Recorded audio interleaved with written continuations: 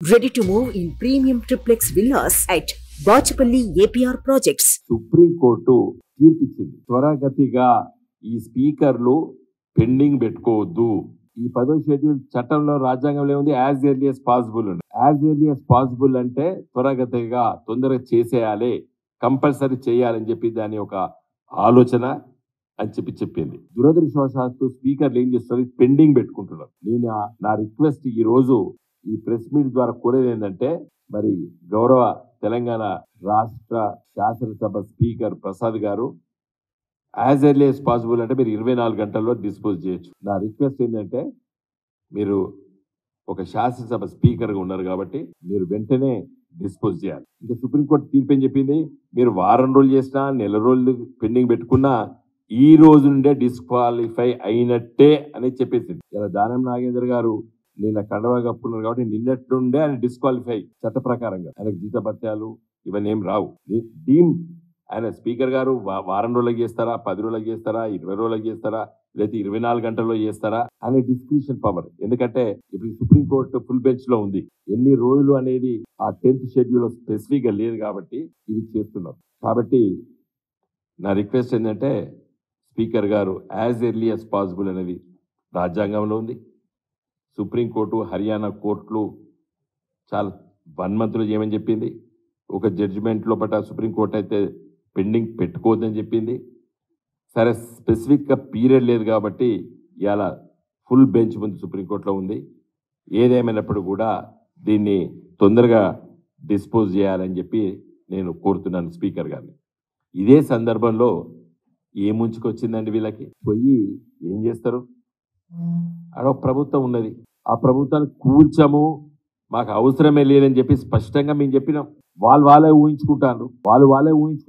ఈ ప్రభుత్వం ఎవరైనా కూల్చామని ఎవరని లేదు, మీరే మాట్లాడుకుంటారు.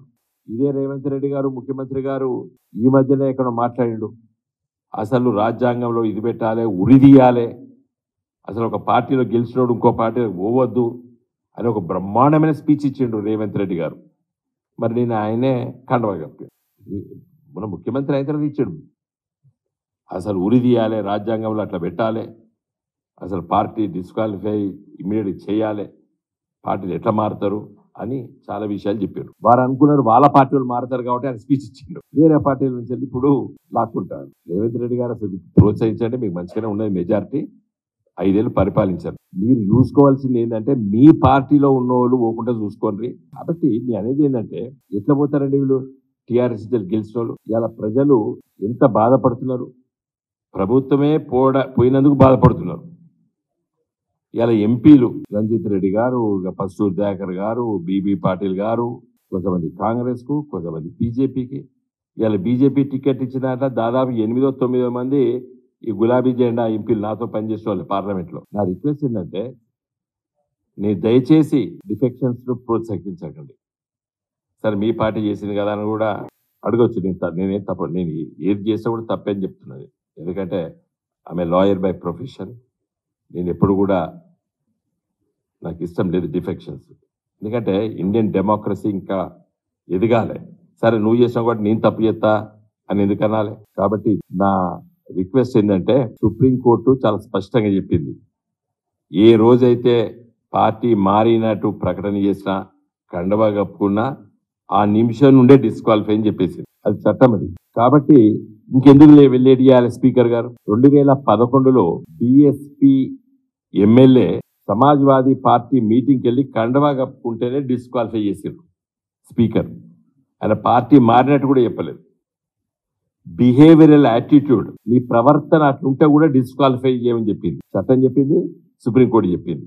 2011లో జరిగింది. అక్కడ మాయావతి గారు అక్కడ ఉన్న సందర్భంలో కూడా వాళ్ళ పార్టీ క్యాండిడేట్. కాబట్టి నా రిక్వెస్ట్ ఏంటంటే, మా పార్టీ ఎమ్మెల్యేలు ఎవరు కూడా పోతారని ఎవరు అనుకోవడం లేదు, ఎవరు పోరనుకున్నారు. దురదృష్టవశాత్తు దానం నాగేందర్ గారు పోయినరు. పనులు అయితే కావు, ఏమవుతుంది? మన ప్రజల వైపున ఉండాలి కదా. ప్రజలు గెలిపించారు కదా, గెలవచ్చు, ఓడిపోవచ్చు, ఏముంది దాంట్లో? ప్రజాస్వామ్య వ్యవస్థలో అధికార పక్షం ఎంత గొప్పదో ప్రతిపక్ష పాత్ర కూడా అంత గొప్పది.